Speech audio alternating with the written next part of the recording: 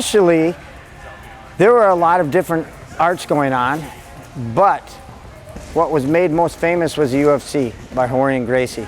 And he started it to show the effectiveness of Brazilian Jiu-Jitsu. So picked Royce at that point and said, okay, let's take people from different arts and see which one wins, right? So at the beginning, a lot of the people that came in didn't necessarily understand Jiu-Jitsu and understand the kind of the self-defense method of Jiu-Jitsu, which was dealing with punches and all these other things.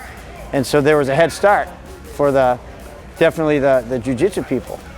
And then as time started to go, people started to understand more about Jiu-Jitsu.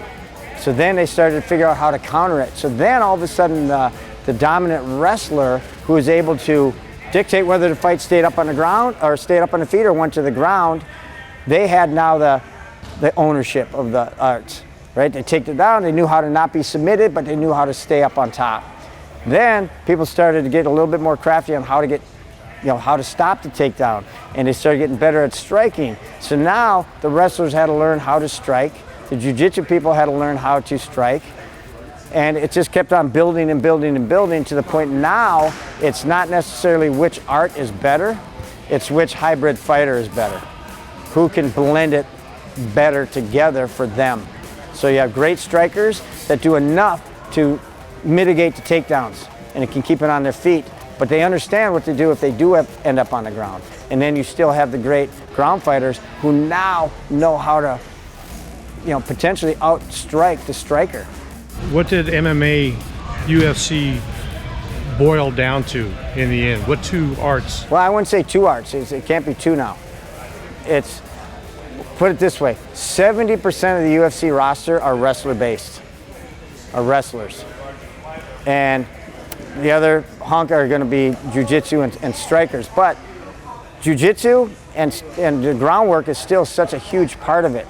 But now, because people are so good at defending takedowns, it comes to striking. So it's boxing, Muay Thai, those are kind of the staples. Obviously there's elements of karate for sure. But you have to be versed in striking and how to defend striking. You have to understand takedowns, how to defend takedowns. You have to understand the ground and how to defend on the ground. So you can't just it's almost to the point now where you just can't be good at three things. You gotta be great at one and good at two, or great at two and good at one. So everybody's becoming so well-rounded, it's really tough to say what art is the most dominant. But again, takedown or wrestlers make up 70% of like the UFC, so that's a big part of it now. You were kind of already naturally going in that direction to meld these things. How did that work out? So as a wrestler, I knew how to box and my buddies did martial arts. So as kids, we were already in the yard. Okay, you try to punch me, I'm gonna try to take you down.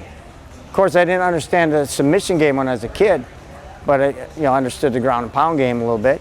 And then as I started learning Jiu-Jitsu, obviously the groundwork came up. But before I did Jiu-Jitsu, I did Shudo.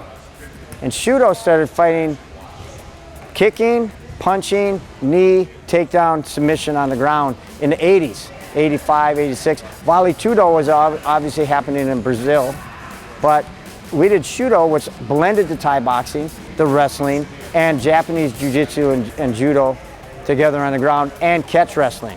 So we were doing that starting 1989, 1990, 91. And so we definitely had a head start on a lot of people in that part of the game.